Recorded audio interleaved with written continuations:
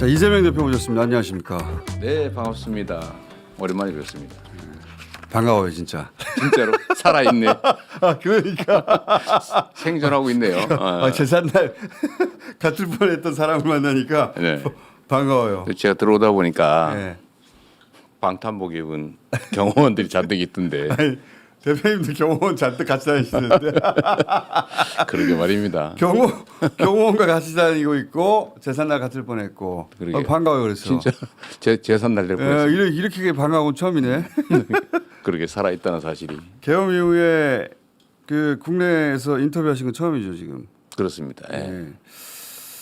저희가 인터뷰해달라고 진짜 오랫동안 우리가 부탁한 거 아닙니까? 아니, 저희가 오랫동안 했는데 이제 겨우 됐어요. 네. 다른 얘기 그래서 하기 전에 네. 계엄 당일 얘기를 저는 한번 해보고 싶어요. 네. 아직 어디서도 들어본 적도 없고 저도 사실 전화해서 여쭤보지 않았는데 네.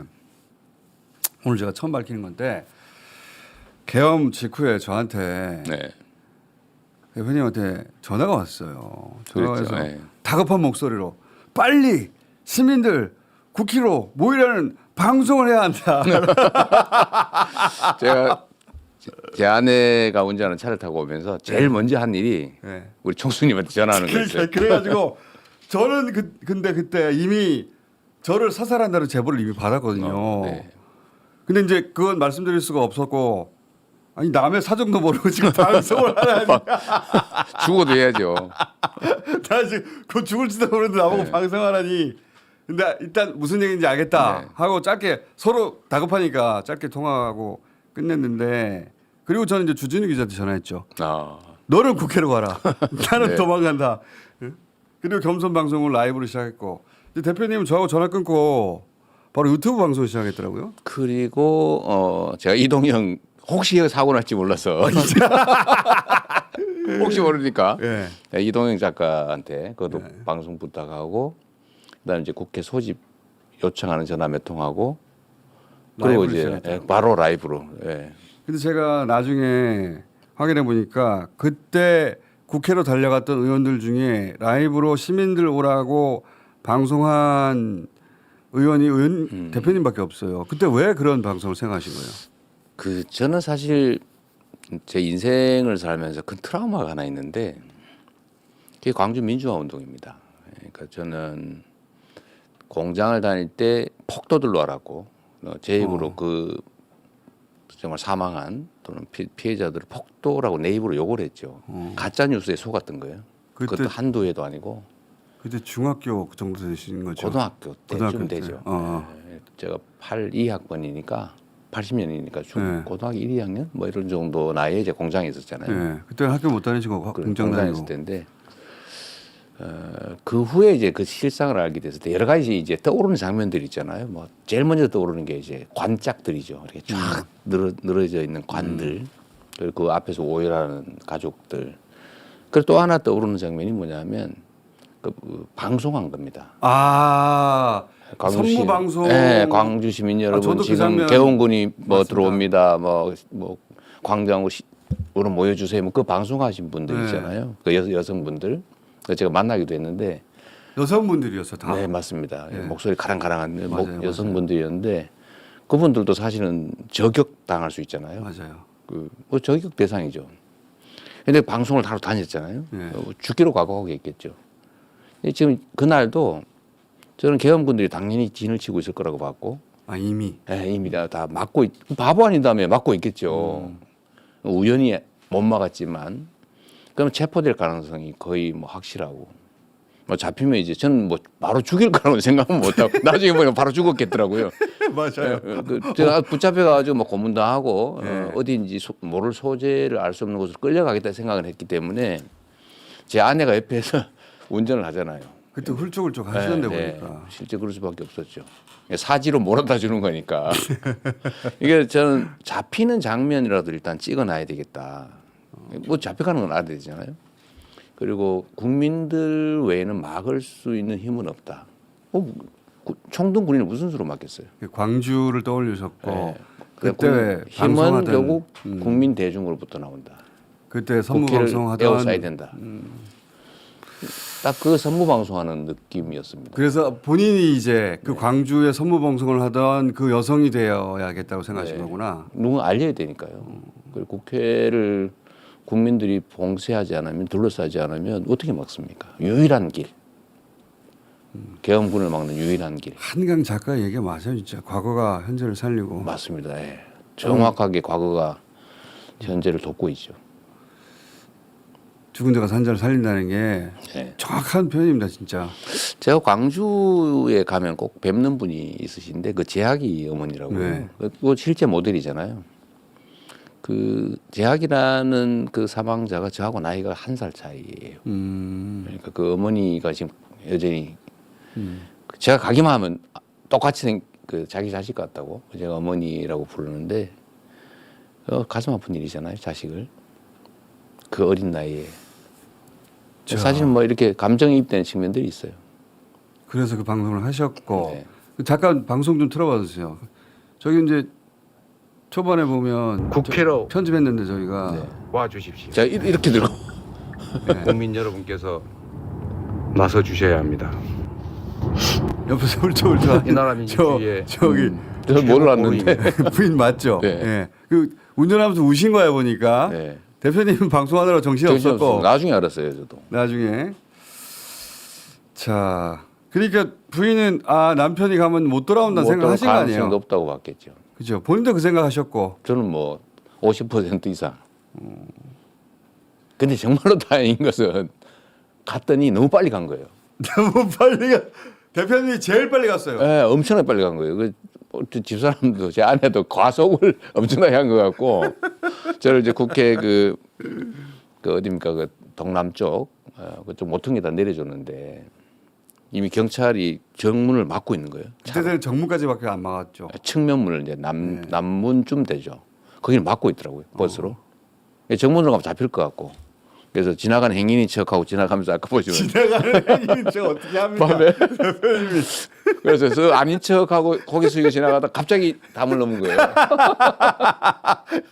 경찰이 잠깐 안 보이는 것 같아서 얼른 담을 넘었는데 아, 그러니까- 제가 어떻게 넘은지 잘 기억이 안 나요. 그러니까 그때 네. 짧은 순간인데 어떻게 하면 안 잡힐까로 아주 네. 머리를 굴렸어요 보니까. 잡히면 큰일 나니까요. 행인인 척. 아니 저도 그때 도망가는 그때 여러 가지 머리를 굴리며 네.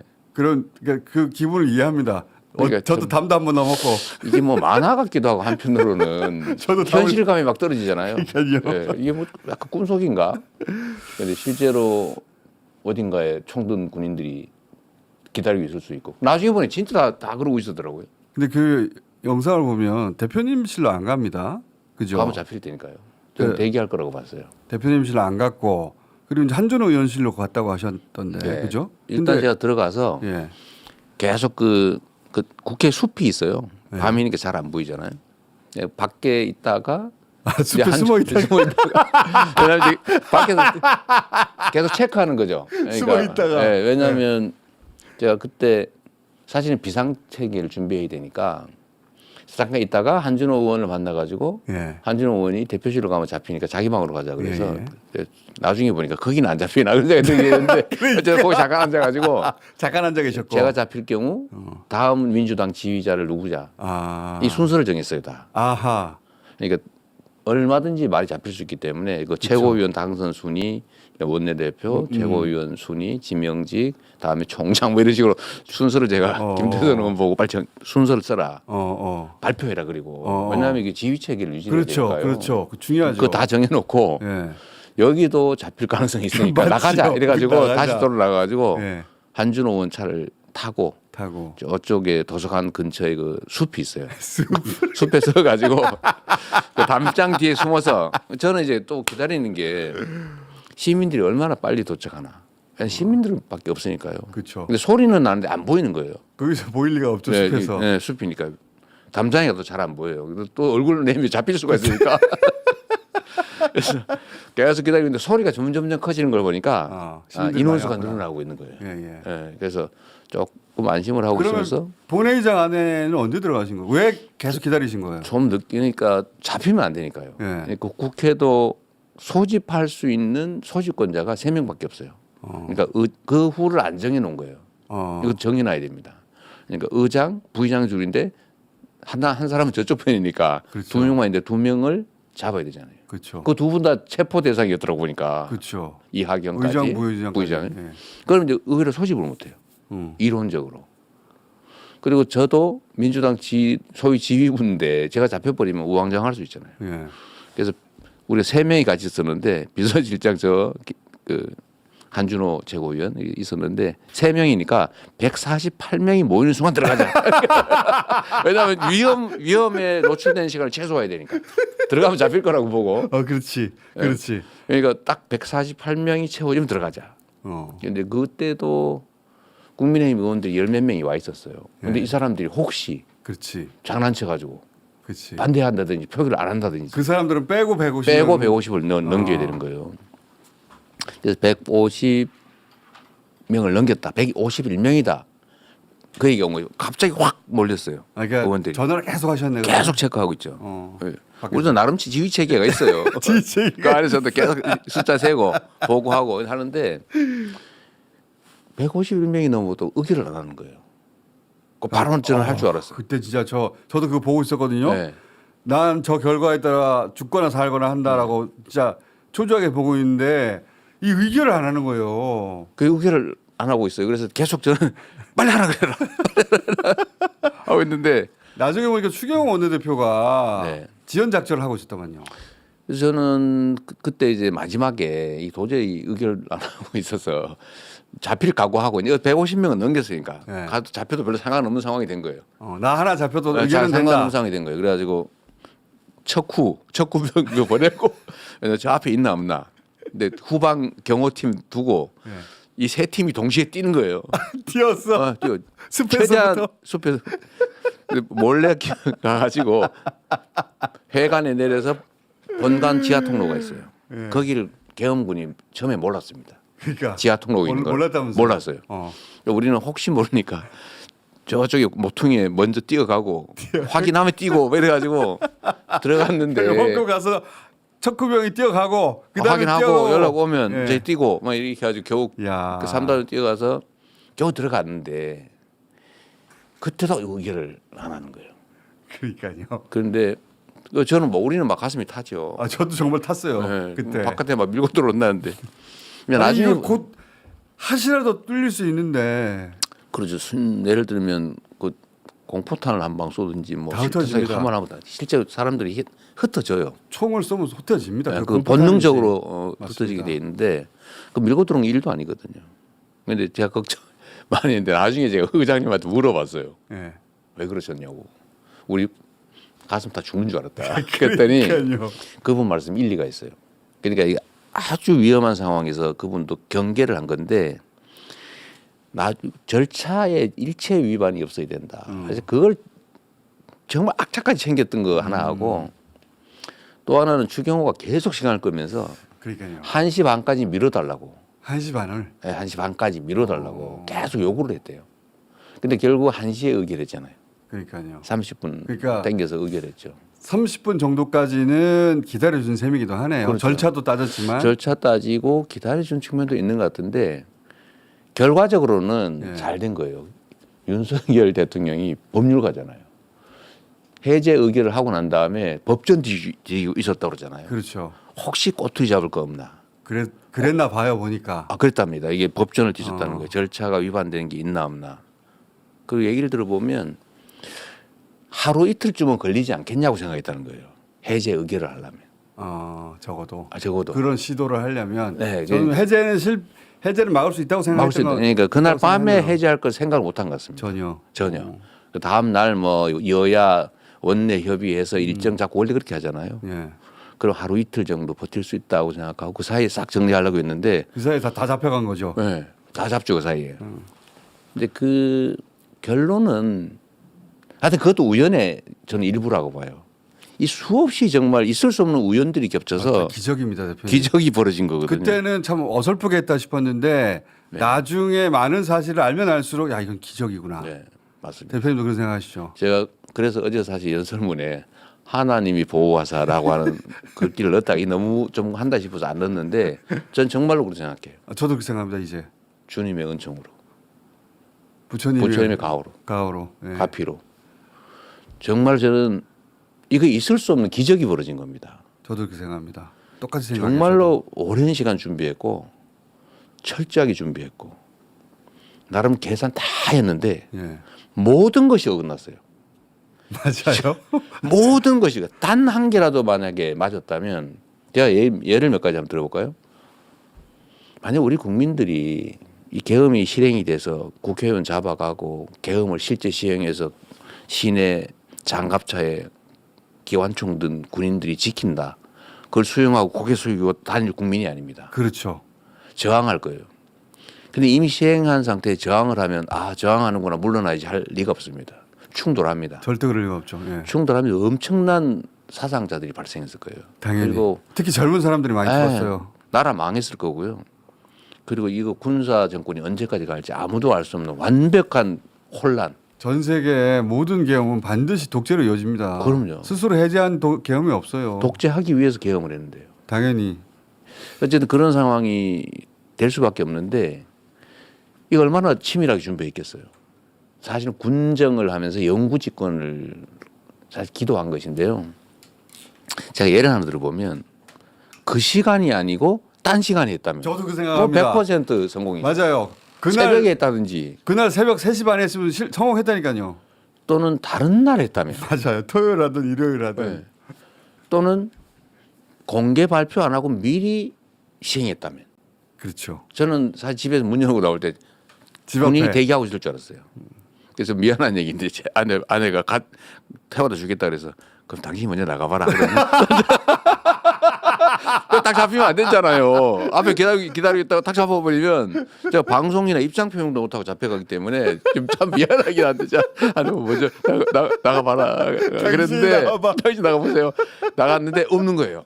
그게 다행이었는데 집에 미리 배치해서 잡았더라면 또는 거기 현장에 파견된 군인들이 진짜 명령을 충실하게 이행했다면 한 사람이라도. 단 한 명이라도 그러니까요. 착금이라도 하고 있었다면 실탄을 지급했다면 일선 지휘관이 막은 거잖아요. 위험. 헬기가 조금 더 일찍 헬기가 들어야죠. 좀 일찍 왔다면 네. 수방사 그 비행 통제하는 지휘관들이 안 물어보고 대충 통과시켰다면 네. 또는 우리 국민들이 조금 늦게 왔더라면 가장 중요한 건 저는 국민들이라는 네. 것 같아요. 거기 그 모든 아무도 좀 허벌판이었으면 군인들이 우우 몰려들어서 헬기가 제압당했을 거예요. 늦게 왔어도 국민들이 없으면 들어갔습니다. 그렇습니다. 본회의장 네, 들어갔어요. 장갑차들 다 몰려왔잖아요. 네. 군용 버스들 막 다 몰려왔는데 그걸 다 국민들이 막았고요. 그러니까 국민들을 그 자리에 오게 만든 대표님 방송이 그래서 굉장히 결정적이었는데 그 언론들이 그걸 안 잡아주더라고. 제가 하면 원래 그래요.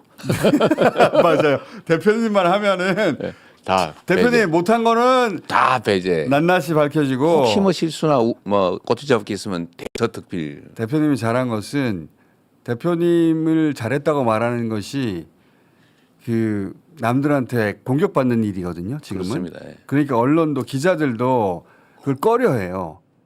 내가 그렇다고 뭐 이재명을 위해서 죽고 사는 것도 아닌데 있는 그대로 밝혀야 되는 건데도 그렇게 안 해줘요. 편든다는 소리 들까봐. 맞아요. 비주류. 자기가 음료를 벌써 하고 있는 거죠. 비주류의 서러움이죠. 워낙 또 몇 년간 이재명을 때려놨기 때문에 너 이재명 편이야? 그러면 맞습니다. 변명을 길게 해야 되거든요. 맞아요. 그리고 자기 검열하고 아예 건들지를 않으니까 대표님이 아닌 다른 사람이 이 일을 했잖아요. 네. 지금 하늘 끝까지 올라가 있습니다. 대한민국을 살린 인물로. 뭐 그럴지는 모르겠는데. 아니 그 하여튼, 정도 돼요. 네. 진짜로. 어쨌든 그날 밤에 그 수없이 많은 정말 있을 수 없는 우연들이 모여서 그 시민들 어디 언제 한 자리에 모아서 감사패라도 전달해야 되는 거 아닙니까? 제가 그 당내에 일단 지시는 해놨어요. 이거는 역사에 남을 일이고 제가 그때 그 시위 집회가 확대될 때 예. 이 계엄 의결되기 전에 그러니까 탄핵 의결되기 전에 이건 역사적인 장면들이다.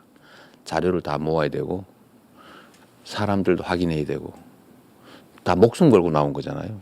목숨으로 나온 거죠. 그날 만약에 그들의 계획대로 됐더라면 다 죽었을 수 있는 사람들입니다.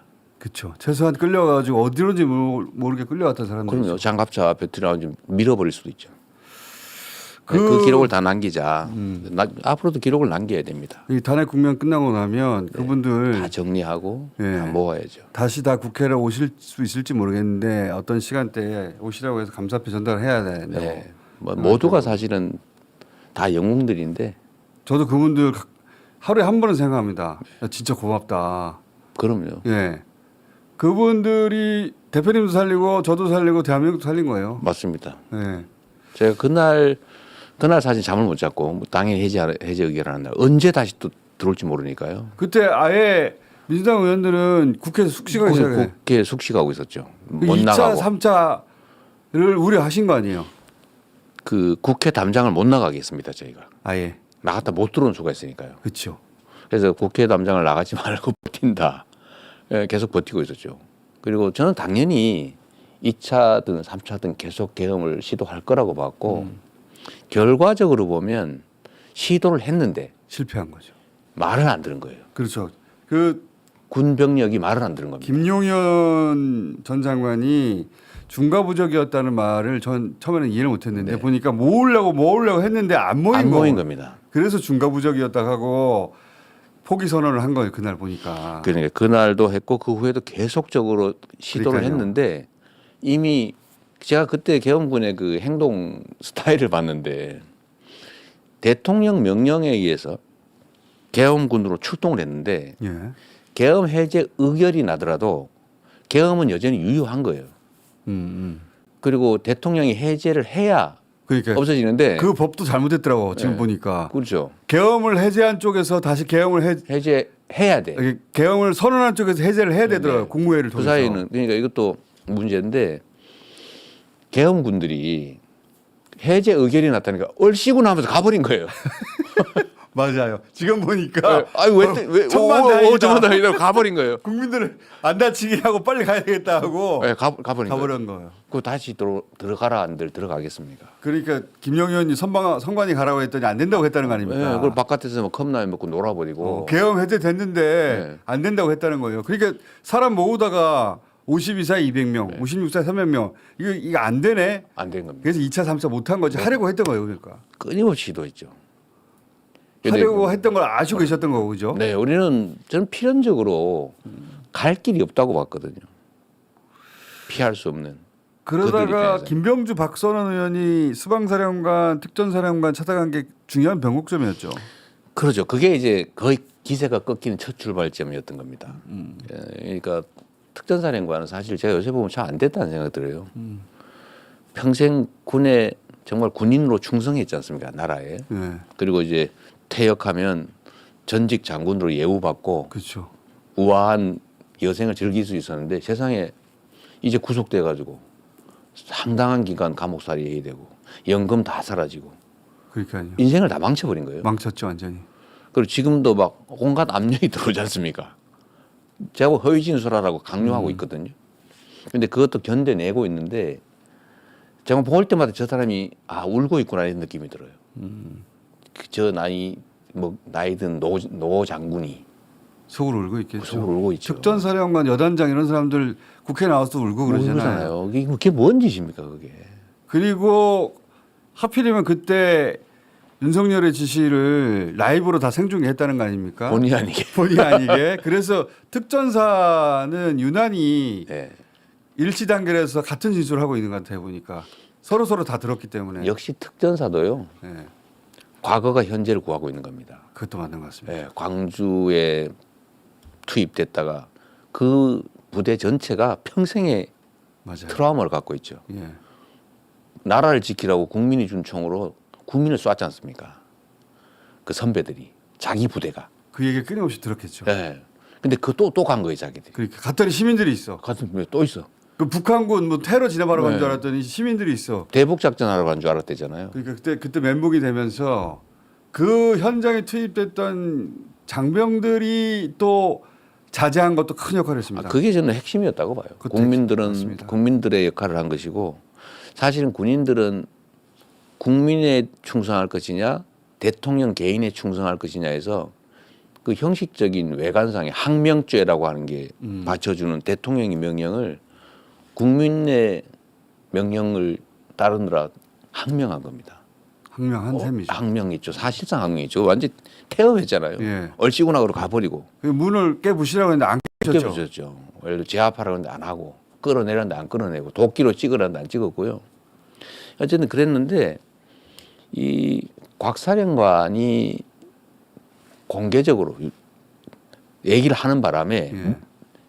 2차, 3차가 불가능해져 버린 거예요. 더 이상 명령에 따르지 않겠다고 했으니까. 핵심 부대가 예. 특전사거든요. 그렇죠. 그러니까 여기 부대가 안 한다 그래 버린 데다가 그 수방사 그렇죠. 사령관이 이러다 나만 혹시 그 왕따 되는 거 아닐까? 걱정해. 그 사람도 해버렸잖아요. 두 사람이 와르르 하니까 무너져 버린 거죠. 국회 출동해도 두 사람이 그 얘기를 해버리니까 끝난 거죠. 더 이상 병력이 없어요. 어쨌든 그게 큰 변곡점이었죠. 그러면서 며칠 후에 이제 국회 밖으로 나오셨는데 네, 꽤 오래 꽤 있었어요. 오래 있었습니다. 근데 제가 김민석 의원한테 얘기 들어보니까 아무래도 윤석열이 개엄할 것 같다는 얘기를 대표님이 하셨다고 하던데 그 전에. 제가 총선 전부터 했죠. 그러니까 남들은 안 믿었는데 대표님은 개엄할 것 같다고 하셨다고 하더라고요. 저는 확신했습니다. 계엄 그러니까 총선 전에는 비상계엄이 아니라 경비계엄 할 것이라는 소문이 제가 있었는데 경비계엄과 좀 약할 거다라고 생각했는데 총선이 우리의 압승으로 끝나고 그 후에 이 윤석열 정부가 하는 일을 보니까 막다른 골목을 향해서 질주를 하는 거예요. 그 대표적인 징후가 예를 들면 김문수 장관 청문회입니다. 일부러 그러잖아요. 청문회 때 나와서. 그렇죠. 더 심하게. 그리고 장관 총리가 국회에 와서 완전히 글래디에이터로 변했잖아요. 거기다가 인권위원장을 전혀 인권적이지 않은 반인권적인 생각을 가진 분을 임명했잖아요. 독립기념관, 무슨 8.15 축사. 이게 보니까 테러를 다 막아버렸더라고 스스로. 저런 식으로 해가지고 민주 정치를 할 수가 없거든요. 공화정을 유지할 수가 없습니다. 그런 생각이 머릿속에 없는 거죠. 전혀 없는 거예요. 그리고 이거를 퇴임한 후에 그러면 국민의힘에 누군가가 집권을 하면 본인의 안전이 유지되겠습니까? 본인이 모를 리가 없거든요. 그런데 끝없이 반국민적인 반국가적인 방향으로 가요. 탈출로는 딱 하나밖에 없다. 계속 본인이 집권하는 것밖에 없다. 유일한 길은 계엄이죠. 군정. 그리고 이분이 젤렌스키 모델을 좋아한다는 판단을 제가 했습니다. 전쟁을 하고 있으면 대통령 선거를 하지 않죠. 그렇죠. 젤렌스키가 지금 대통령 선거 없이 임기가 끝났는데 계속 대통령 하고 있어요. 그렇죠. 전쟁이 끝나지 않는 한 끝까지. 저는 이 모델을 생각하지 않았냐는 의심을 하고 있는데 제가 그날 밤에 놀랐던 거는 그런 거죠. 그래서 법률가이기 때문에 형식을 갖추려고 할 거다. 소요, 즉 사변, 전시, 이에 준하는 이 사유가 있어야 되잖아요. 예. 사변은 어렵다. 우리 국민들의 수준이 너무 높아가지고 다 유튜브 켜고 다니는데 가짜 뉴스로 뭐 군중을 가장해서 군중을 공격하고 이런 거 경찰을 공격하고 이런 거 하는 거 아닙니까? 그래서 막 싸움 나게 난 다음에 어쩔 수 없다. 그건 안 일어나죠. 그거 안 되죠. 우리 예. 집회 현장도 깔끔하게 청소하는 예. 위대한 국민들인데요. 방법은 딱 한 개 남았죠. 북한을 자극해서 국지전을 벌이는 거예요. 그러니까. 제가 그 얘기 여러 차례 했잖아요. 외환 유치. 예. 그것도 보니까 다 맞는 거예요. 근데 다 실패했고. 근데 북한이 예. 혹시 우리한테 넘어오는 거 아니야 그래가지고 막 다리 끊고 도로 그러니까요. 끊고 장벽 쌓고 이러잖아요. 북한이 그 윤석열의 의도를 파악해서 보니까. 그랬을 예. 것 같아요. 그래서 응하지 않았던 거고. 남침을 하려는 생각이 있는 게 아니고 북침을 막기 위해서 맞아요. 장벽을 쌓고 있는 거예요. 그렇죠. 이것도 이상하다. 결국은 최종 결론은 모든 게 북한을 자극해서 국지전을 유발한 다음에 그걸 통해서 비상계엄을 하고 군정을 하는 게 권력을 유지하는 게 목표다라는 확신을 갖게 됐죠. 일찍 하셨구나. 그래서 제가 그 얘기도 미리 하고 경고를 해놔야 조심할 거다. 그러니까 김민석 최고가 여러 번 그 얘기를 반복적으로 했는데 그것도 그게 협의해서 대표님하고 협의가 돼서 얘기를 한 거거든요. 네, 그렇습니다. 그 역할을 하고 경고를 줘야 된다. 그런데 그 경고도 무척 중요했습니다. 그러죠. 민주당 의원들이 경계태세가 그때 계엄이 일어나면 안 일어날 것 같은데 생각하는 분들도 일어나면 어떻게 할지에 대한 그 요령을 가지고 있더라고요. 가상 훈련을 다 해놓은 거예요. 그래서 그렇더라고요 보니까. 그러니까 우리는 계엄 얘기를 하면 뭐 어디 언론에서는 나보고 뭐 망상이다, 뭐 선동이다, 그런 공격을 엄청나게 하는데 그 와중에 정부가 그렇게 해명을 했잖아요. 국회가 과반수 의결을 해제하면 되는데 뭐 그러냐고 그렇게 뻔뻔하게 얘기했잖아요. 그걸 막기로 맘먹고 속으로는 그렇죠. 막기로 맘먹으라고 겉으로는 당신들 해제하면 되는데 그래서 국회의원들이 그렇구나 계엄을 하면 우리가 빨리 모여서 해제하면 되는구나. 그러니까요. 훈련이 다 돼 그 있었거든요. 머릿속으로 시뮬레이션을 다들 하고 있었더라고요. 네. 잘 믿지 않던 민주당 의원들도 그럴 경우 난 이렇게 해야지. 그 발생하니까 생각해둔 대로 행동했다고 하더라고요. 국민의 여론을 전혀 고려하지 않는 정치가 가능하지 않잖아요. 그건 민주공화정이 아니에요. 근데 국민의 여론 전혀 신경을 안 쓰고 역행하잖아요. 어디 가겠어요? 방법 딱 한 개죠. 그러니까 끝에 그걸 정해두고 있었기 정해두고 때문에 있었던 겁니다. 정해두고 그 시점이 언제냐의 문제였지. 역사가가 이렇게 예언을 했어요. 이 마키아벨리가 대중의 인기를 잃은 독재자들이 가는 길을 딱 정해놨습니다. 요새로 가서 집거한다. 강력한 병사들을 중심으로. 대신에 성문을 절대 열고 나가지 않을 배신해봐야 저쪽에 환영받지 못하는 사람을 성문지기로 세워야 돼요. 밤에 문 열면 큰일 나니까. 그러니까 김문수 같은 분이 그런 측면에서는 아주 유용할 수 있죠. 절대 문 안 열어줄걸요? 해제가 안 됐으면 어떻게 됐을까요, 대표님? 그런 생각 가끔 하시죠. 끔찍하죠. 저는 제가 그런 얘기 하지 않습니까? 저는 총을 맞아 죽거나 아니면 칼로 찔려서 죽는 거 전혀 두렵지 않아요. 순식간이기 때문에. 근데 저는 고문은 싫어요. 야구방망이를 보니까 갑자기 막 야구방망이 뺀찌 리빠 이런 거 있잖아요. 그걸 보니까 그건 정말 공포스러운 거예요. 대표님은 그냥 보냈을까? 그 괴롭혔겠죠. 선거 부정선거였다는 자백하고 영상 자수서 찍고 쓰고 그리고 예. 갑자기 사라졌네 이렇게 했어. 그 다음에 뭐 자해해서 죽었다는 이러면서 이제 백령도로 탁 친이 억하고 죽더라 뭐. 그랬을 가능성이 매우 많죠. 그렇죠. 저 자수서 썼을 것 같아요. 제가 선관위하고 짜고 했습니다. 원래 8% 지는 건데 0.7% 지는 걸로 바꿨습니다. 제가 썼을 것 같아요. 아이고 작도 있잖아요. 그러니까요. 손가락 하나씩 손가락 잘라가면서 뭐 어떻게? 잘라가면서 쓰라고 그러면 써야지 그걸 누가 어떻게 버팁니까? 자신 아니 저는 손가락 자르기 전에 작동만 보여줘도 썼을 거예요. 내가 웃으면서 얘기하지만 야구방망이를 보니까 당장 진짜 공포스럽더라고요. 그래서 막 자술서 다 쓰고 죽었을 것 같아요.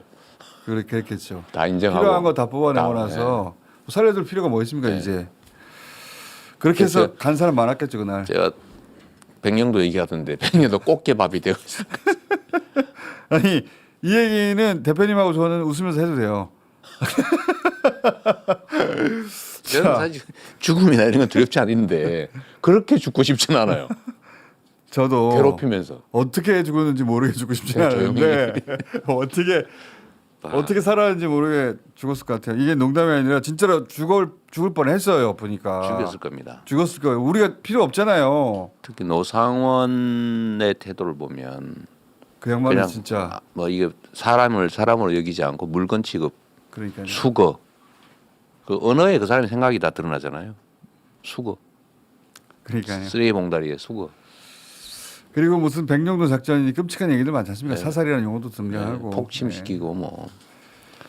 근데 정말 끔찍합니다. 해제되고 나서 그래서 긴장해서 숙식 하시다가 눈물 나신 적 있으세요 혹시 어느 날? 제가 그 밤에 잠을 못 자니까요. 잠을 잘 수가 없잖아요. 보통 이제 국회 담벼락을 제가 많이 돌아봤어요. 근데 거기 보면 나가지는 못하고. 잠깐 나가 그 앞에 살짝 들어오면 되니까 문 앞에만 싹 이렇게. 예. 근데 거기 철문을 끌어안고 자는 청년들이 많았습니다. 아. 철문 그 창살을 잡고 이렇게 자는 거예요. 해제된 이후에. 해제 전에. 그러니까 해제 전에? 계엄 시도하고 탄핵 의결 전에. 탄핵 한 해 만에 막 아, 탄핵 계엄 해제는 됐는데 탄핵하기 전에 탄핵하기 전에 그걸 지키는 그 국회 다시 들어올까봐 그 밤새도록 혹시 끌려갈까봐 끌어안고 이게 창살에 손 끌어안고 이러고 그런 장면들이 있었어요. 많았습니다. 많았어요, 그것도. 그래서 제가 막 길바닥에 자고 그래서 제가 그 텐트를 쳐주라고 했죠. 밤샘용 텐트를. 그건 울컥했겠다. 예. 네.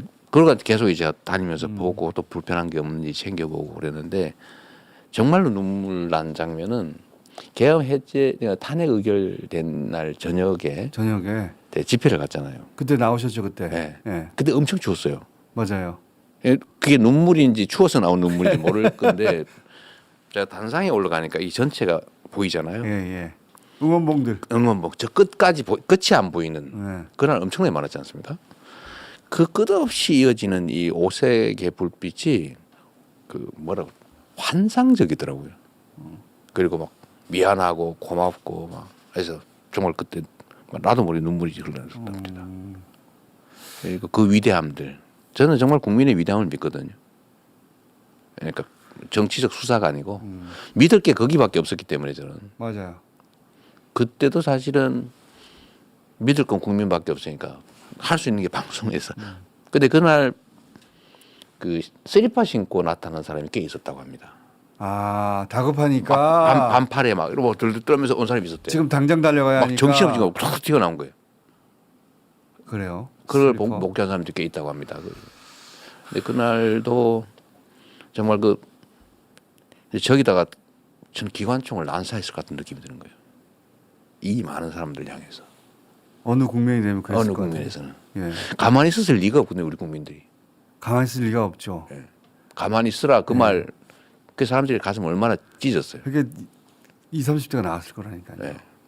네. 그걸 제압했을 거고 무력으로 제압하면서 충돌했을 거고 처음에 공포탄을 쏘고 네. 그때 저때 다시 모이고 저항하면 어느 순간에 인계점을 넘어가면 당연히 무력 충돌하죠. 그랬을 겁니다. 네, 그 장면을 그 국민의 위대함에 대한 감동도 있고요.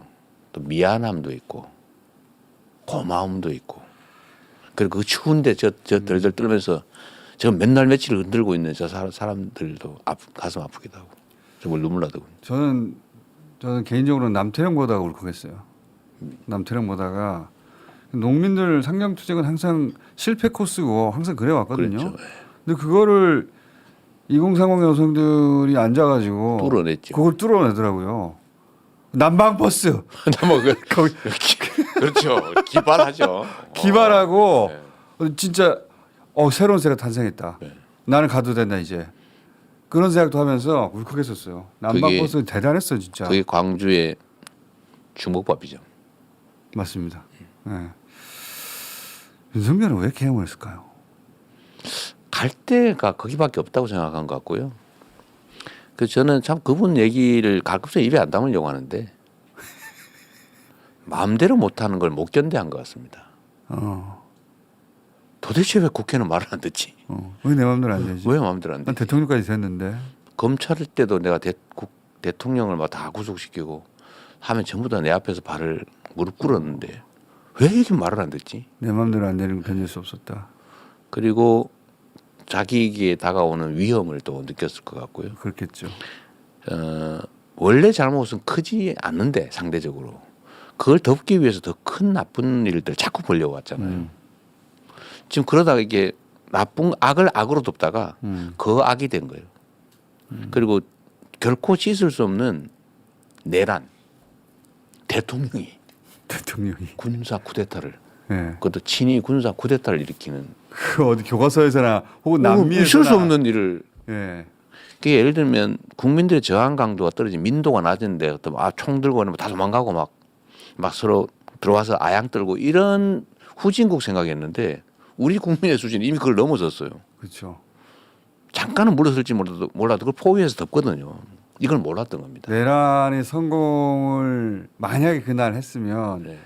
그 다음 날 왜 해제를 막느냐고 또 나왔을 것이고 당연하죠. 야당 어디 갔냐고 또 따졌을 것이고 야당 의원들 내놓으라고 했을 거고 이재명 어디 갔냐고 차들었을 것이고 왜 통금하냐고 싸우고 그 사람들 다 계속 나왔을 거예요. 그럼요. 아무리 군인을 붙여도 더 많이. 점점 더 많이. 네. 그러다 그걸 이재명 제압하면 내놓으려고 그랬는데 이재명을 죽였어. 그렇죠. 그걸 사람들이 깨달았어. 안 내놓는 걸 보니까 그렇다고. 그걸 목숨 걸죠. 네, 김어준 어디 갔냐고 했을 것이고. 김어준 나중에 발견 주머니에서 북으로 간다는 쪽지 쪽지랑, 발견돼. 그랬을 쪽지 거예요. 나와 뭐 이런 게. 메모. 그 저도 난수표 집에서 나오고 막. 그러니까 그런 걸로 덮어지겠냐고요. 그러니까 정말로 많은 사람이 죽었을 겁니다. 그러니까요. 근데 이거를 잊어져 가는 것 같아요. 그러니까 실제 피해가 없지 않냐라는 황당무계한 소리를 하는 것도 이게 마치 정말 한여름밤의 꿈 같은 거예요. 너무 황당한 일이어서. 자기들도 스스로 그렇게 생각하는 것 같아요. 스스로 자기한테 거짓말하면서 아유 나는 뭐 금방 해제될 줄 알았어. 거짓말을 거짓말하면서 스스로를 속이고 자기도 거기 넘어간 것 같고 보니까. 그 거짓말이 일상이 됐는데 저는 제일 좀 당황스러운 장면이 나는 인원이란 말을 쓰지 않아 원래. 그래서 제가 사실 최고위 하면서 그런 거 웃으면 안 되거든요. 웃으면 안 되는데 60초 만에. 75초. 아 우리가 생각 60초예요. 아, 그랬어요? 1분 15초만이라고 나 우리 들었는데. 인원이라는 단어부터 셌더니 인원으로부터 다음 인원이 나올 때까지 딱 60초 걸립니다. 그 영상 좀 준비해 주세요. 우리가 세봤어요. 인원을 절대 안 씁니다. 그러더니 딱 60초 후에 인원 네 번을 연속으로 쓰잖아요. 제가 이렇게 짧게 한번 봐봐요. 짧게. 그거 있어요. 이거 너무 재밌어가지고 진짜. 댓글에 너무 웃겼어요. 예. 그냥 사람이라는 이런 표현을 놔두고 또 의원이면 의원이지 인원이라는 어떻게 말을 저런 저는 써본 거짓말을. 적이 없습니다. 아 시험했어요? 네. 어떻게 저렇게 거짓말을 해도 저런 식의 거짓말을 하냐고.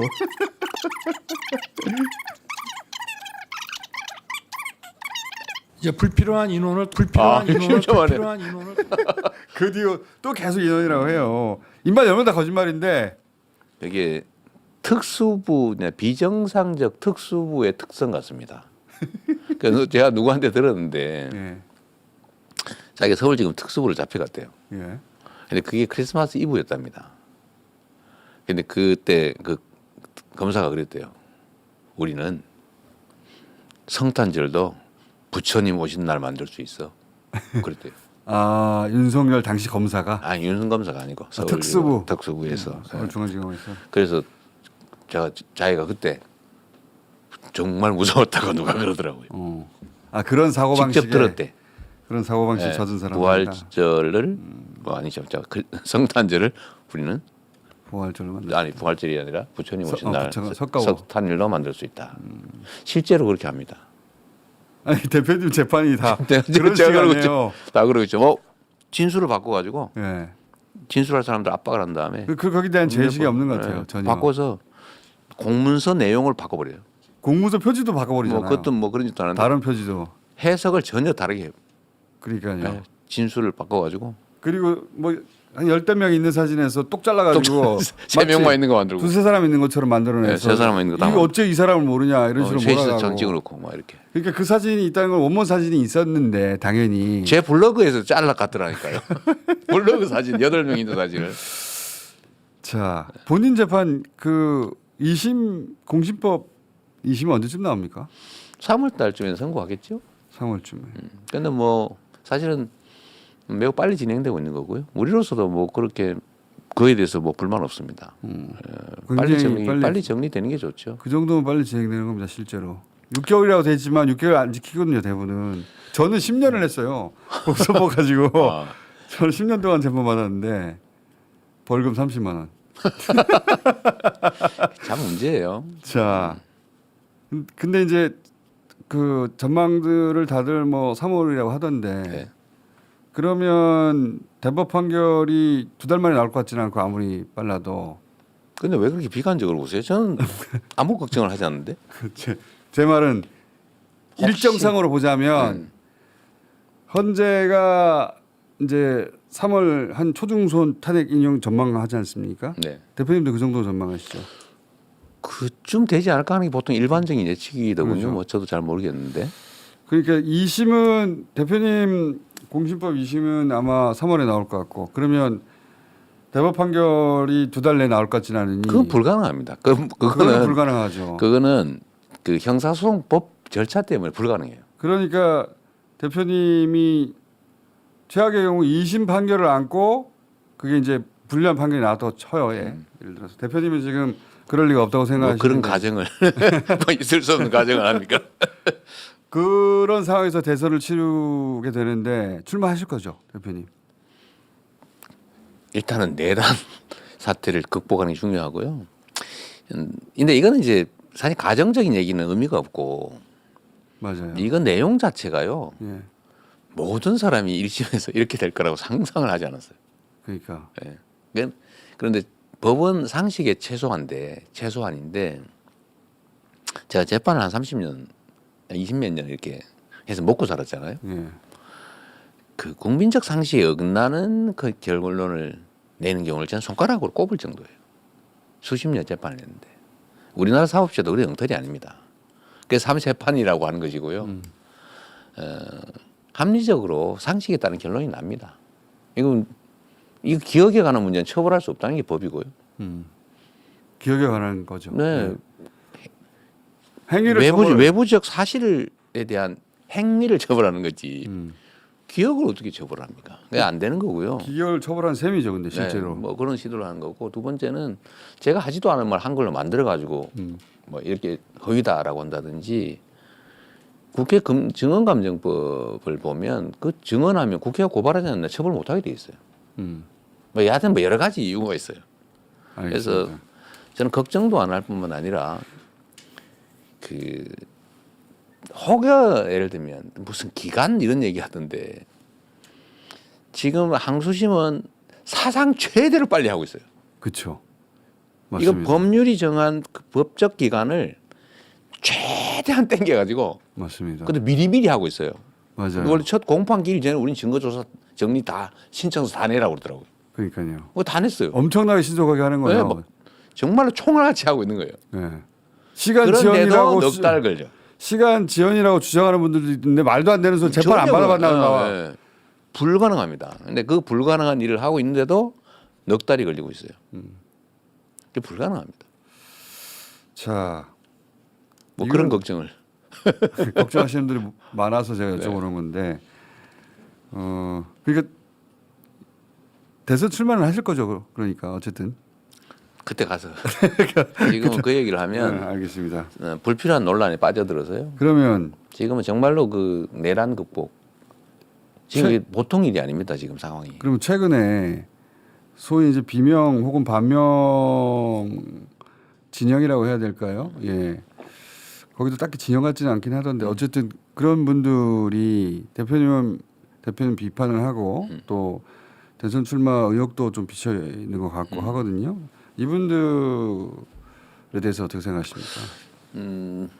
원래 당이 조직이 아니고요. 원래 민주 조직이 아니고 민주당이잖아요. 이 당이라고 하는 게 원래 단어 뜻이 그래요. 무리입니다. 무리. 이 사람 저 사람 이 집단 저 집단에 모인 거거든요. 다양성이 생명이에요. 본질이자 생명입니다. 그 다양성이 죽어버리면 당이 아니에요. 당연히 불만이 있을 거고요. 당연히 말할 수 있죠. 그리고 뭐 책임 얘기하는데 제가 전에도 말씀드렸습니다만 대선에서 진 거는 제일 큰 책임은 저한테 있어요. 저희 부족함이 가장 크게 영향을 미쳤죠. 준비도 부족했을 거고 자질도 부족한 점이 있고 과거의 이력들에서도 흠잡을 때가 있는 것이고요. 제 책임이 제일 큰데 저는 그 책임을 부정한 일도 없고 또 그 책임 때문에 이때까지 정말 목숨 걸고 살아오고 있는 겁니다. 그런데 그것 자체가 부족하다고 느끼는 분들이 있죠. 당연히 지적할 수 있죠. 그래서 저는 거기에 대해서 다른 생각 있지 않아요. 공격하지 말라고 제가 얘기하지 않습니까? 목소리는 다양할 수 있으니까. 백지장도 맞들어야죠. 지금 이번 대선이라고 하는 게 저는 누가 이기냐는 다음 문제고 이기냐 지냐가 제일 중요하다. 어느 진영이 이길 것이냐. 소위 우리는 헌법 수호자 이게 원래 보수예요. 헌법 질서를 지키는 게 보수의 가장 핵심이죠. 핵심 가치죠. 그런데 보수의 이름으로 헌법 질서를 파괴하잖아요. 그러고 있죠 지금. 이건 보수가 아닙니다. 근데 지금 그 길로 지금 국민의힘이 가죠. 근데 헌법 질서를 파괴하는 보수 아닌 보수 집단이 재집권을 했다. 카오스죠. 이건 민주공화국이 아닙니다. 우리 모두의 목숨이 걸린 거예요. 이재명의 목숨도 우리 김어준의 목숨도 민주당뿐만 아니라 이 나라의 운명이 걸린 거죠. 여기서 사적 이익을 챙겨가지고 내가 아니면 안 돼. 뭐 저도 상관없어. 이건 있을 수 없습니다. 뭐 다 줄 수도 있죠. 우리가 이길 수만 있다면. 그래서 그런 면에서 저는 우리 내부의 불만의 목소리를 전 뭐 나름은 이제 줄여 보려고 노력했고 들으려고 노력하지만 부족하겠죠. 아예 말 안 하는 분도 있으니까. 근데 어쨌든 다 챙겨야죠. 그분들한테도 역할도 가능한 역할이 뭔지를 찾아서 역할도 만들어 드리고 또 서로 협력 역할과 하고 뭐 경쟁이야 당연히 해야 되는 거니까요. 그게 또 시너지가 있지 않습니까? 다 바람직하죠. 경쟁도 있겠지만 결국은 다 협력해야 된다. 그럼요. 이게 그 미세한 차이로 운명이 바뀌었잖아요. 0. 몇 프로 아닙니까? 0.7%. 그것도 뭐 적은 건 아닌데요, 사실은. 적은 건 아니지만 저기 강원도의 그 고성 군수인가 그 도의원 선거가는 한 표 차이로 재개표된 동표가 나와가지고 연장자가 된 사례도 있습니다. 그랬던 적이 있습니다. 네, 그런 게 있습니다. 그래서 어떻게 될지 모르는 어떻게 거예요. 모르는 겁니다. 그리고 저쪽은 이제 점점 극단적이고 구화되고 있지 않습니까? 정말 위험해요. 위험하죠. 그게 자기들이 얼마나 위험한 짓을 하고 있는지 잘 모르는 것 같아요. 자기들끼리 모여서 얘기해가지고. 저는 그래서 진심으로 걱정되거든요. 저는 그 국민의힘 자체를 걱정하진 않아요. 내가 뭐 그런 박애주의자가 아닙니다. 그 정도는 아닌데. 근데 문제는 그들이 저렇게 나락으로 떨어지면 나라가 위험해져요. 원래 좌우의 균형이 중요하거든요. 원래 견제 세력이 없으면 안 되고요. 원래 회사들은 요즘 글로벌 기업들은 사내에 기본적으로 반대팀, 소위 레드팀을 두지 않습니까? 무조건 반대만 해요. 막 뭘로 반대를 할까 이걸 연구를 하는 팀을 둔다고요. 그래야 위험을 해칭할 수가 있어요. 예. 국가도 마찬가지고. 그래서 이런 입장 가진 집단, 저런 입장을 가진 집단이 경쟁을 하면서 국민의 선택을 받는 과정이 꼭 필요합니다. 근데 저렇게 극우적으로 내란 세력 그 자체가 돼가고 있잖아요. 1호 내란범을 제명하지 않지 않습니까? 오히려 1호 내란범을 모시고 예. 열심히 다니면서 그 1호 내란범의 얘기를 퍼뜨리고 있잖아요. 그렇죠. 그 집회에 참여해요. 연애가고. 그러면 이렇게 극우화되는 헌정 파괴 세력이 돼가고 있는데 이 집단 자체도 문제가 되겠지만 그게 국가의 미래에 얼마나 큰 해악을 끼치겠습니까? 그래서 제가 제발 그러지 마라. 진짜 보수가 되라. 요즘 헌법을 파괴하는 파괴자가 어떻게 보수예요? 아, 그래서 그렇게 하셨나? 지금 영상 준비했나요? 이재명 대표 그 연설 보다가 제가 빵 터진 대목이 어제 그랬어요? 박충권 아니 그 의원소한테 말씀하시고 나서 네네. 저쪽에서 막 항의하니까 그 영상 좀 다시 한번 틀어봐 주세요. 네. 국회의원 국민 소환제를 도입하도록 해보겠습니다. 그러자 민주당 쪽에서는 박수가 났는데 이제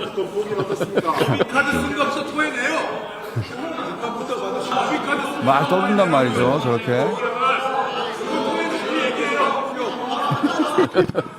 뭐 저런 일은 한두 번 있는 게 아니니까 또 저러는가 싶었는데 대표님 자, 대응이 우리 민주당 의원님들 그냥 무슨 말씀하시니 좀 들어주세요.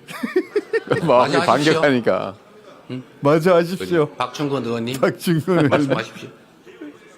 그래. 자 이제 해도 되겠죠? 그것도 저러면서 또 빨리 하라고 막 난리예요. 자 방해하지 않으면 더 빨리 할 거예요. 자 그만합시다. 자 내일 우리 여러분 대표 말씀하실 때 우리 조용히 들어드릴게요. 자, 그러기 좋겠죠? 그러는 게 좋겠죠? 자 그렇게 할게요. 그렇게 할게요. 그럽시다. 이제 저 우리 초등학교 학생들도 와서 보고 있다고 하지 않습니까? 자 이제 말씀드려도 되겠죠? 자 이제 다시 시작하겠습니다. 너무 다정해지신 거 아니에요? 아니 제가 전에는 예. 그 제가 약간 변했는지 아 세상이 잘 변하셨어요. 모르겠는데 변하셨어요. 제가 첫 대표 연설을 보면 지금 세 번째가 했는데 첫 첫 연설할 때도 당연히 저러지 않았겠어요? 예. 그때 보니까 밉더라고요. 아 본인이 본인을 봤을 때 아니 그 상대를 보니까 국민의힘 의원들이 밉고 막 쥐어받고 싶고 막 그러더라고요. 그때는 미웠다. 밉더라고요. 그래서 막 우리 의원들이 막 반격하면 속으로 시원하다 막 그랬는데 이번에 보니까요. 예. 약간 웃기는 거예요. 그냥 이게 뭐라 그럴까 좀 표현이 좀 그런데 이해가 되는 거예요. 아 이해가 된다. 예. 그리고 오히려 그 전에는 이렇게 막 날선 반응이었다면 지금은 좀 이런 느낌? 그렇죠. 아이 좀 이렇게 약간 그러지 마시고 네. 우리 잘 지내봐요. 다정다감하게 얘기하시느라고. 그걸 보니까 정말로 막 밉고 이런 느낌이 안 들어요. 아 그거 대표님이 죽다 살아나서 그런지도 몰라 진짜로. 그럴 수 있습니다. 한 세 번 죽다 살아나셨잖아요 진짜. 한 번은 그렇죠. 구속돼서 정치력으로 죽을 뻔했고 두 번째는 진짜 칼을 맞아 죽을 칼 뻔했고 이번에도 죽다 살아난 거 아닙니까? 이번에도 우리는 몰랐는데 죽었겠더라고. 죽다 살아나면 사람이 변한다던데. 그런 것 같아요. 제가 제일 크게 영향을 미친 게 이 목에 칼 예. 제가 찔린 사건 같습니다. 전 그날 부산 그 광장에 누워서 찔린 다음에 이렇게 곧 정신을 잃고 죽겠지 이 생각을 제가 했거든요. 근데 안 죽는 거예요.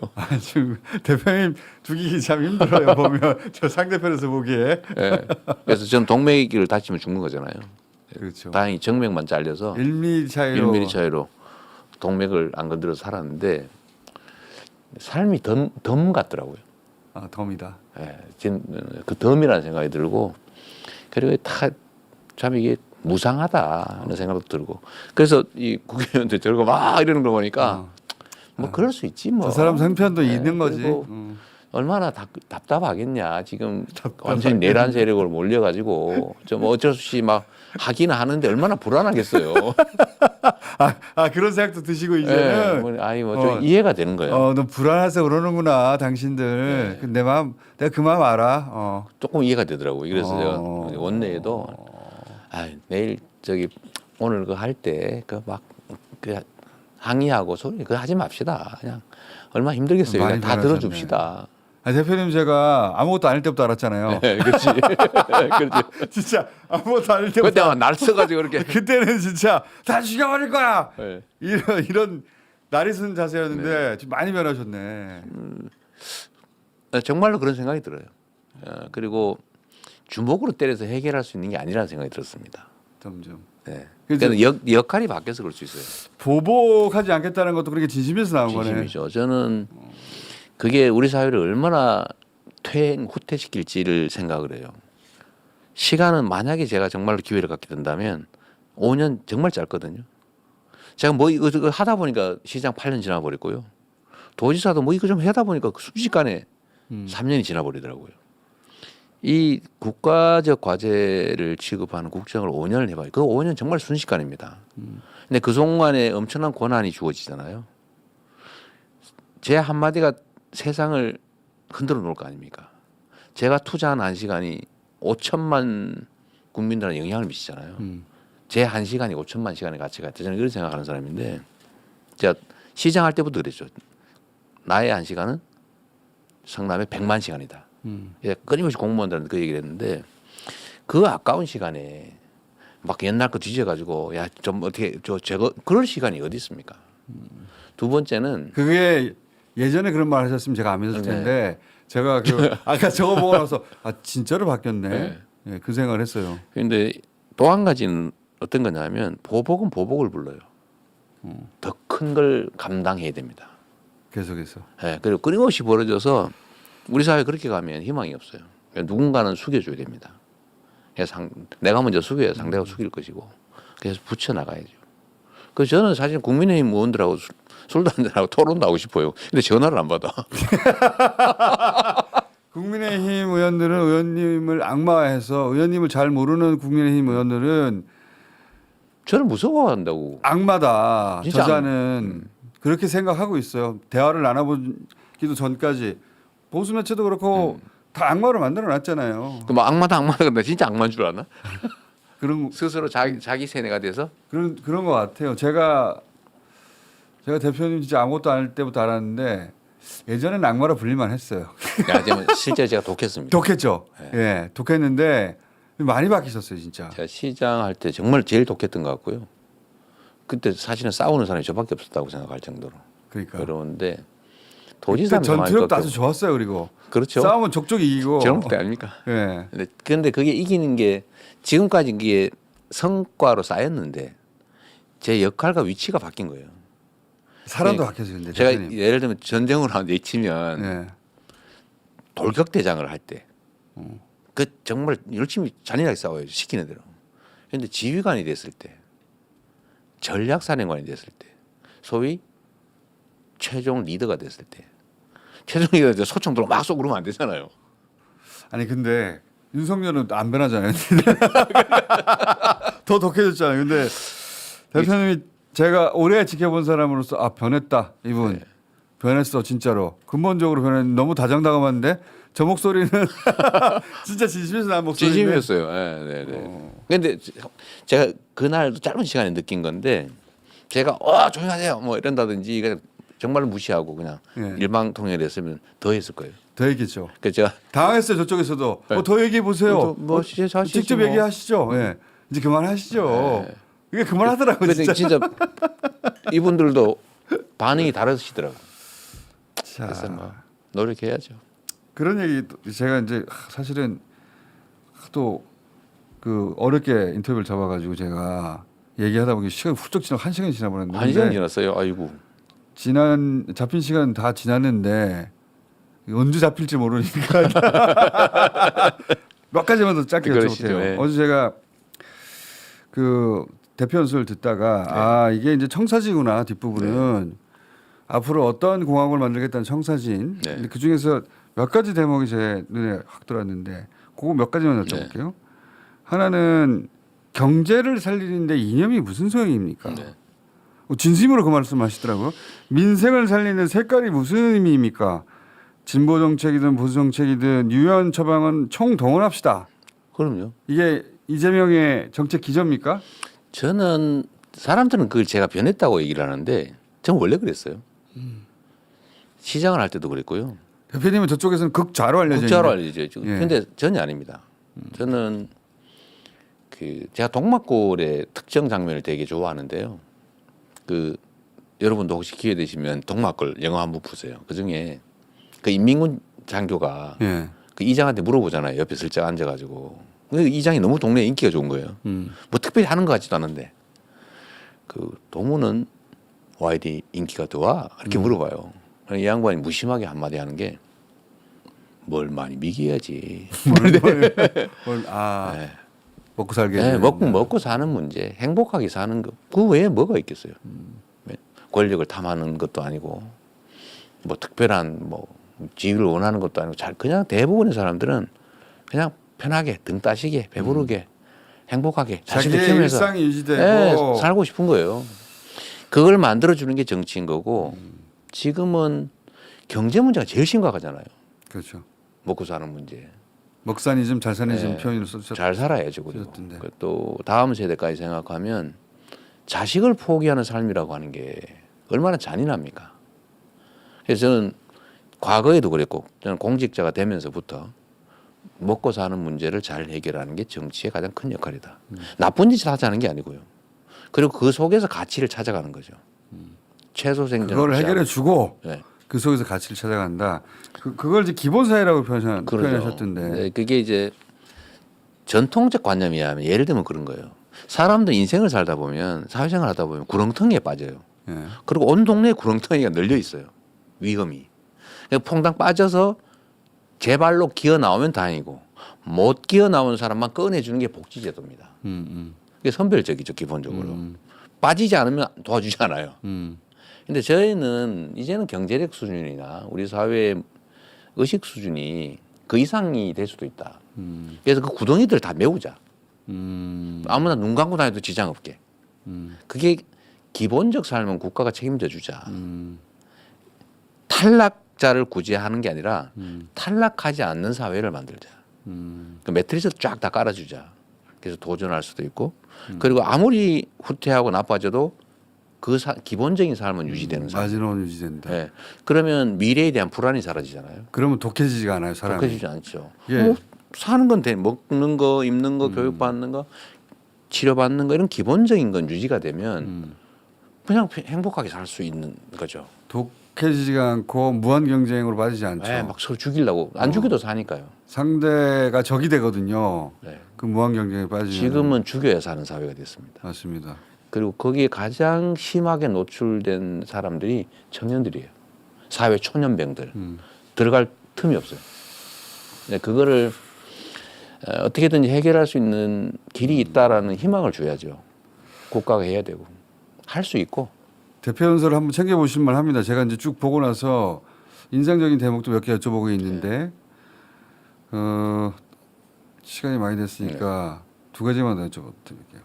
뭐 AI, 바이오, 문화, 방위, 뭐 에너지, 마도 팩토리 이런 얘기 쭉 하셨어요. 근데 공통점이 뭐냐면 이게 다 지역하고 연결해서 얘기하시더라고요. 그러죠. 네. 네, 다 예를 들어서 환경 얘기하면 어디 네. 마더 팩토리 얘기하면 어디 이렇게 다 지역하고 연결된 정책들이더라고요. 보니까. 근데 이 정책이라고 하는 거를 자칫 잘못하면 뜬구름 잡는 소리가 될 가능성이 많아요. 잘 살아봅시다. 산업을 육성합시다. 말이야 누가 못해요. 뭐 어떻게? 어디서? 어떤 방법으로? 근데 이거를 구체적으로 제시해 줘야 되는데 사실은 그 중에 하나가 지역을 특정해 주는 거고요. 지역을 다 특정하셨어요. 네, 그리고 더하기 우리나라의 최대 과제는 균형 발전입니다. 지방이 죽으면 결국 나라가 죽어요. 이 사람으로 치면 심장 중요하죠. 근데 손발이 다 썩으면 심장이 튼튼하면 뭐합니까? 똑같거든요. 경제 생태계라고 하는 게. 지방이 살아야 되는데 지방이 사는 비전을 만들어줘야죠. 그래서 제가 부울경 동남권이 지금은 난리거든요. 근데 거기도 희망이 있어야 되잖아요. 근데 동남권 얘기하시니까 제가 그 경제 얘기할 때 가장 그 인상적이었던 게 뭐냐면 북극 항로 얘기를 하십니다. 네. 북극 항로. 저는 정치인이 북극 항로 얘기하는 건 처음 들었는데 저 개인적으로 관심이 있거든요. 네. 일단은 그 비행기 탈 때도 그렇고 네. 특히 이 북극 항로라는 게 말라카나 수에즈로 지금 가야 되는데 그렇죠. 지구 온난화 때문에 쇄빙선 없이 북극 항로로 가는 거 아닙니까? 네. 갈 수 있게 되는 거 아니겠어요, 점점? 그렇죠. 그 항로가 훨씬 가깝고 경제적이란 말이죠. 엄청나게 경제적이죠. 이 이야기를 하는 정치인 처음 봤는데 언제부터 북극 항로에 관심이 있으셨어요? 꽤 됐죠. 근데 전에는 이게 약간 뜬구름 잡는 소리 맞아요. 또는 뭐 허무맹랑한 예. 뭐 과장 이런 걸로 들릴 수가 있었는데 정말로 온난화가 좀 급격하게 진행이 되고요. 물동량이 엄청난 빠르게 속도로 예. 늘어나고 그리고 연중 이 항행 가능 일수가 계속 늘어나는 거예요. 근데 지구 온난화 문제는 정말로 인간의 탄소 사용에만 때문만인지 아닌지 논쟁이 좀 있어요. 그러나 분명한 거는 계속 항해 가능 일수도 늘어날 것이고 예. 온난화는 계속 진행될 것이다. 유빙이 줄어들고 아주 예. 네. 그러면 사실 지구본을 보면 맞아요. 이게 훨씬 가까운 데다가 지구를 보면 바로 이어지죠. 네, 바로 이어져요. 예. 엄청나게 가깝습니다. 가까운 데다가 대한민국이 딱 중심이에요. 맞습니다. 이거 안 지나갈 수가 없어요. 반드시 여기를 지나가야 돼요. 부산 일대를. 그러니까 부산, 그러니까 이 동북아에서 모이는 물류를 동남아에서 동북아까지 모이는 네. 다 물류를 하나는 대륙철도, 대륙으로. 네. 예, 남북철도 연결해 가지고 그 얘기는 많이 들어봤는데 그러죠. 그 바로 위에 북극 항로가 있단 말이죠. 거기로 보내면 훨씬 더 가깝다. 그러죠. 이 한반도 주변국을 다 들여다봐도 부산만큼 또는 부산 경남만큼 지정학적으로 또는 지경학적으로 좋은 자리가 없어요. 딱 정박하기 좋은 자리입니다. 그래서 이거를 지금 뭐 5년 후, 뭐 10년 후 이렇게 생각할 건 아니지만 20년 후, 30년 후로 장기적으로. 생각하면 금방 옵니다. 금방 옵니다. 그리고 북극 항로를 준비하자. 네, 그걸 미리 준비해 놓지 않으면 미리 준비해 그때 가면 늦어요. 그때 가면 이미 늦어요. 그래서 지금부터 준비하고 사실 꼭 그것만 아니더라도 지금 남북 철도 문제도 그렇죠. 우리는 같이 그 연결해요. 꿈을 잃어가고 있는데 기억해 놔야 됩니다. 시도를 하지 않으면 없는 거예요. 그냥 꿈을 꾸고 시도를 하고 있어야 가능성이 생기고 현실이 될 수 있죠. 그거 버리면 안 됩니다. 남북 철도하고 그래서 북극 항로를 동시에 언급하셨더라고. 그렇습니다. 예. 그 대목이 제가 또 인상적이었어요. 나머지는 사실 뭐 AI 투자 많이 하자, 뭐 에너지 이런 얘기를 많이들 하는데 남들 안 하는 얘기들 몇 가지 하셨어요. 저는 부산, 경남 이쪽이 지금부터 이제 해운 항만업을 계속 키워야 되는 거예요. 북극 항로가 열릴 경우를 대비해서 그게 활성화될 경우를 대비하기도 하지만 그래서 지금은 그 목표를 추가하고 어차피 해운 항만의 중심지니까 이거를 지금 상태로는 예를 들면 수익이 크지 않더라도 계속 키워야 되는 거죠. 그러려면 러시아와의 관계가 좋아야 되는데. 저는 러시아와의 관계는 네. 미국의 필요 때문에 러시아와 관계는 개선될 수 있습니다. 다 아시겠지만 지금 미국은 중국을 견제하는 게 1차 목표예요. 그렇죠. 원래 교과서에 나옵니다. 1등이 2등을 견제하는 방법은 3등하고 손잡는 거예요. 아주 기본 내의 기본이죠. 러시아하고 손잡는 건 피할 수 없다는 거예요. 그러니까 지금 휴전 빨리 시키고 중국 견제하고 북한과 관계를 개선하면 중국을 포위할 수 있다는 게 미국의 기본적인 동북아 전략인데 그러니까 그러면- 인도하고도 손잡으려고 했는데 그럼 안 돼, 잘 안 됐고. 인도는 양쪽에 다 잡고 있죠. 인도가 한쪽 손만 안 잡은 게 문제인데 하여튼 그럼에도 불구하고 중국을 견제하기 위해서는 러시아, 북한하고 관계를 개선해야 되기 때문에 결국 그게 우리한테 기회로 올 가능성이 높죠. 그래서 우리가 유연해야 돼요. 유연해야 되죠. 한쪽으로 몰빵하면 안 됩니다. 그 외교에서 몰빵하는 거 바보예요. 그러면 안 돼요. 안 되죠. 국익이라고 하는 게 제일 중요하죠. 자. 우리의 이익을 챙겨야 된다. 원래 방송 끝날 시간이 다 됐네요. 그래요? 방송 시간 연장해야 되겠네. 방송 안 끝내니까 계속 하는 거지 뭐. 이거 민폐를 끼치는 것 같은데. 근데 언제 아니 섭외를 해야 돼. 섭외가 돼야죠. 됐을 때 다 뽑아내려고 지금 이것도 다 뽑아내 드린 거예요 지금. 자, 그 이런 얘기도 하셨습니다. 원래 영상 보면서 하나하나 같이 하려고 그랬는데 네. 그 시간이 아까워서 네. 지금 그냥 제가 말로 하는 거예요. 계엄에 관여한 군에 대한 책임 추궁은 불가피하다. 네. 하지만 계엄을 거부하고 저지한 군인들에 대한 포상도 있어야 된다. 이 말을 하셨어요 따로. 그 얘기가 예. 그 민주당 내에서도 네. 정치권에서도 꽤 있어요. 근데 군의 사기가 너무 떨어졌다. 음, 저 사람들은 자신들이 원해서 한 게 아니에요. 맞죠. 군 통수권자가 그렇죠. 통수권의 이름으로 명령을 한 거예요. 그렇죠. 그럼 물론 거기에 예를 들면 사령관급 이상, 뭐 장성급들 이상 여기는 알면서도 판단할 수 있는데도 어쨌든 동조를 했기 때문에 별들 소위 주동을 했느냐 뇌동했느냐 따라가느냐 차이는 있더라도 책임이 있어요. 예. 있는데 저는 일선 지휘관들 거의 대부분은 또는 장병들 장병들은 뭐 말할 것도 없고요. 그 이하는 동원 당한 거예요. 맞습니다. 그런 뭘 것 같아요. 하는지도 모르고 갔다가 왜 국회로 왔지? 이거 뭐야 어디야? 명단 이거 뭐지? 뭐예요? 이게 내가 왜 이런 걸 해야 되지? 지금 어제 제가 뉴스를 봤는데 특전사 부사관들 퇴직 신청이 몇 배로 늘었답니다. 군대가 싫은 거예요. 그렇지. 자부심 가지고 내가 대한민국의 특전사 요원으로서 군의 핵심이다. 이 자부심 가지고 살았잖아요. 예. 근데 어느 날 범죄에 동원된 거예요. 그렇지. 떠나고 싶은데 사실 군이 얼마나 중요합니까? 우리가 일상적으로 잊고 있지만 국가는 첫 번째 하는 게 공동체를 지키는 거예요. 그게 소위 안보죠. 군. 그중에 국방 제일 중요하죠. 이걸 역할을 담당해 군입니다. 두 번째가 질서를 유지하는 거고 세 번째가 더 나은 삶을 살게 하는 거예요. 그런데 이 군이 사기가 떨어져 가지고 아니면 사욕에 그냥 좀 빠지거나 이렇게 되면 이게 나라가 흔들리는 겁니다.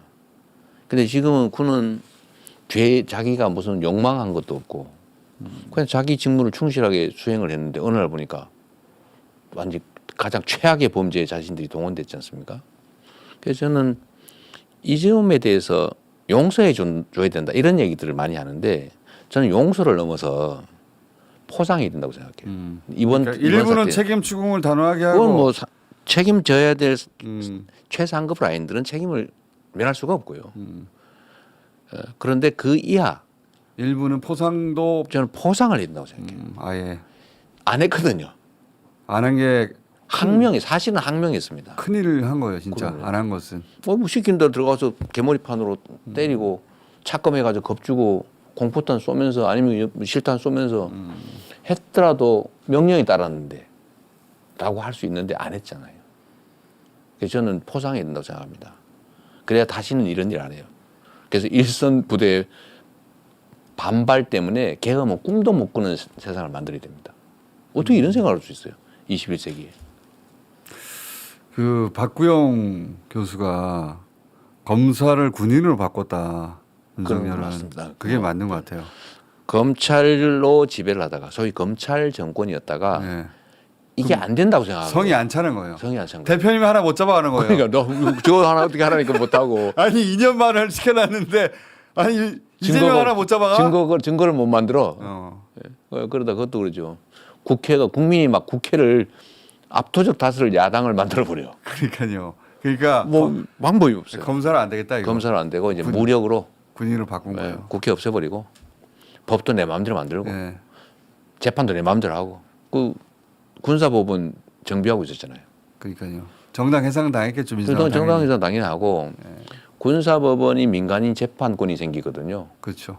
비상계엄이 되면 그러면 이제 군사법원은 뭐 심하면 단심제로 그렇죠. 사형 그리고 집행해 버려도 되는 거죠. 30도 아니고 단심으로. 그리고 뭐 징역 25년, 20년 선고하고 증거 네 주머니에 뭐 쪽지 하나 나왔는데 그러니까요. 쪽지 나왔네.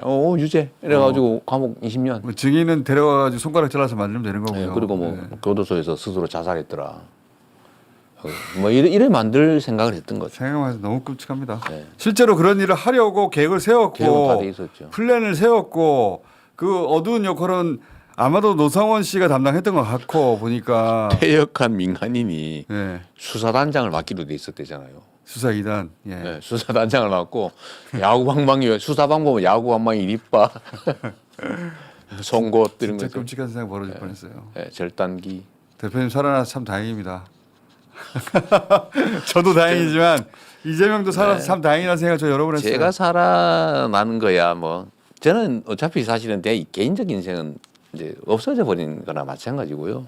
아니 근데 또 이재명 하나 키우는데 얼마 걸렸습니까? 지금 그건 맞습니다. 정치인 이재명이 여기까지 오는데 20년 걸렸어요. 공공자산의 일부죠. 예. 그래서 그것도 죽을 똥 몇 번 해서 간신히 살아남아서 여기까지 오는데 20년 걸렸거든요.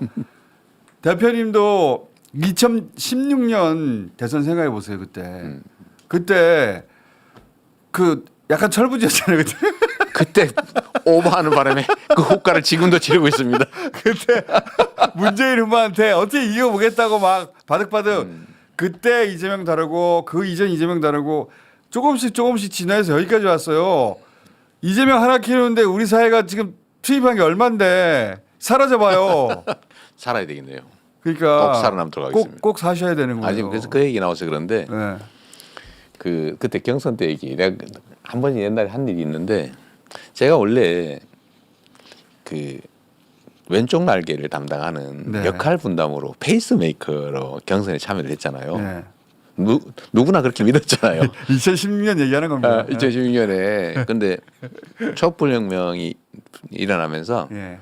제가 갑자기 지지율이 좀 떴죠. 18% 이러면서 막 문재인 후보하고 막 2%로 근접하고 그렇죠. 이렇게 나오니까 어머 이길 수 있다. 이거 내가 한번 그러면 내가 제껴볼까 이런 생각이 든 거예요. 그 실제로. 말은 안 했지만 어. 속마음에 어. 반심이 생긴 거죠. 어.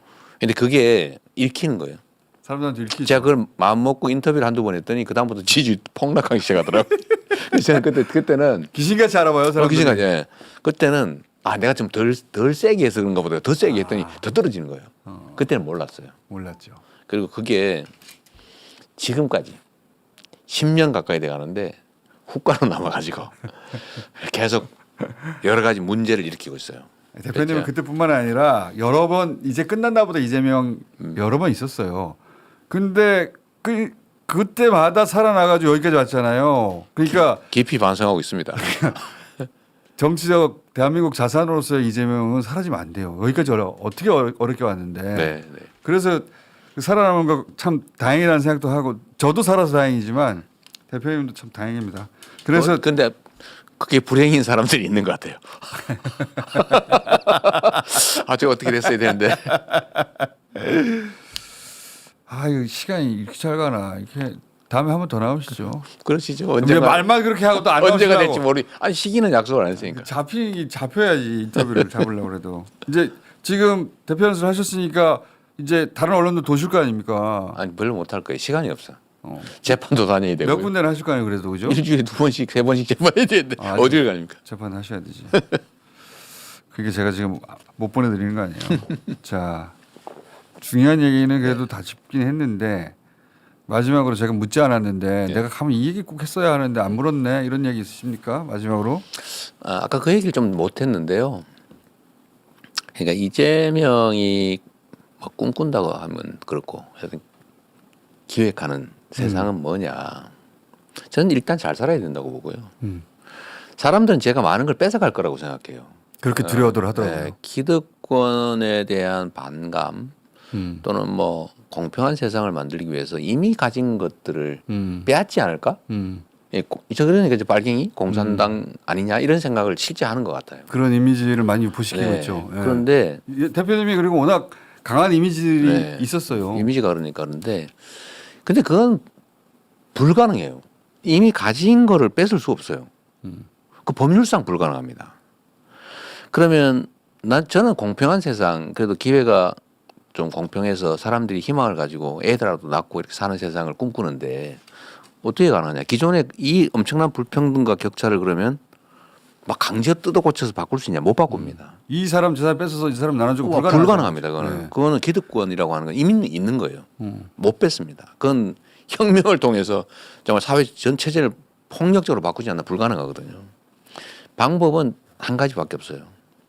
새로운 성장 영역을 만들어낸 다음에 그 성장 영역에서 더 공정하게 기회를 나누고 결과도 공정하게 나누면서 이때까지 있던 것들 조금씩 완화해 가는 거예요. 그래서 저는 격차 해소라는 말 쓰지 않아요. 이건 불가능한 일입니다. 어떻게 해소를 해요? 불평등 해소 불가능합니다. 완화, 축소. 지금보다는 덜 벌어지도록. 네, 그 정도를 하는데 그러려면 나눌 수 있는 새 판을 만들어야 돼요. 그게 새로운 성장 영역입니다. 어쩌면 우리 사회가 만약 고도 성장을 계속하고 있다면 바꾸기 진짜 어렵습니다. 근데 지금 저성장 체제로 완전히 떨어져 1% 아니면 0% 맞아요. 어쩌면 마이너스로 갈 거란 말이에요. 예. 지금 계속 내려막길인데 이걸 어떻게든 돌려 세워가지고 추가의 새로운 성장 영역을 만들어내면 그 안에서는 정책적 재량의 여지가 생기죠. 공정하게. 예를 들면 저희가 새로운 그러면 짧게 정리하면 그 바로 이어서 해주세요. 새로운 동력 만들고 그리고 새로운 동력은 기본 사회라는 토대 위에 긴 목표를 가지고 네, 기본 사회 그러니까 내가 설사 직장을 잃더라도 혹은 경제에서 탈락하더라도 내가 그 끝으로 몰리는 건 아니다. 기본적 삶은 보장되는. 기본적 삶은 보장된다. 그러니까 상대를 적으로 취급하지 않아도 된다. 네, 그 사이에 자기 역량 개발하고 하면서 새로운 길을 또 찾을 수 있고. 그런데 그 위에 새로운 성장 동력을 찾아야 된다. 그래서 그 기회를 공평하게 나누는 건데 그래서 예를 이런 걸 드는 거죠. 재생에너지 산업이 지금 우리 엉망이잖아요. 예. 연간 300조 가까이 에너지를 수입하는데 이제는 그 수입해서 쓸 수 없는 시대가 옵니다.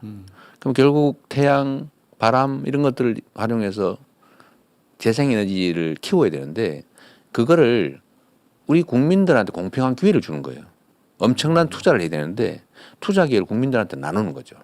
지금은 어떻게 하냐면 재정으로 하거나 개인 펀드에 자본에 하거나 국민 펀드 같은 걸 만들어서 재생에너지에 투자할 기회를 주는 거예요. 그래서 햇볕 연금이라는 이름으로 연간 소득을 받을 수 있죠. 이런 것들을 최대한 발굴해낸다. 그렇다고 기업한테 기회를 뺏는 건 아니에요. 일정 부분만 그렇게 할 거니까. 예를 들면 이런 식으로 새로운 성장의 영역을 만들어내고 그 속에서 기회도 공정하게 결과 배분도 최대한 공정하게 하면 조금씩 완화해 나갈 수 있죠. 그 여기를 최대한 키우는 거예요. 그래서 새로운 성장 영역을 반드시 발굴해야 됩니다. 그걸 안 하면 사회 전체로 희망이 없고 세상이 개선될 가능성이 없어요. 이 불평등과 격차를 어떻게 극복합니까? 불가능해요. 그래서 우리는 지금 격차가 더 커지고 있어요, 점점. 그러니까요. 근데 기존의 시스템에 의하면 그런데 그게 역설적으로 0%, 1%막 떨어지고 있기 때문에 바꾸어낼 수 있으면 그 바꾸는 영역은 새로운 시스템을 적용할 수 있죠. 민간이 스스로 만든 게 아니니까 이거를 해야 되는데 결국은 기본적 삶이 보장되는 새로운 사회는 피할 수 없고 과학기술 발전 때문에 일자리가 없어요. 지금 챗GPT 하면 뭐 하면 돼 물어볼 필요가 없잖아요. 그런 사회가 되면 결국 생산력은 높은데 일자리는 줄어들고 그리고 충분히 기본적 삶을 공동체가 감당할 능력이 된다. 그럼 거기다가 희망을 만들어야 되는데 성장을 해야 가능성이 생긴다. 그래서 이거는 목표가 아니고요. 사람들은 성장을 무슨 목표로 하는데 이거는 수단이에요. 우리의 목표가 기본 사회죠. 목표와 수단을 혼동하는 거예요. 언론들이 특히 그러죠.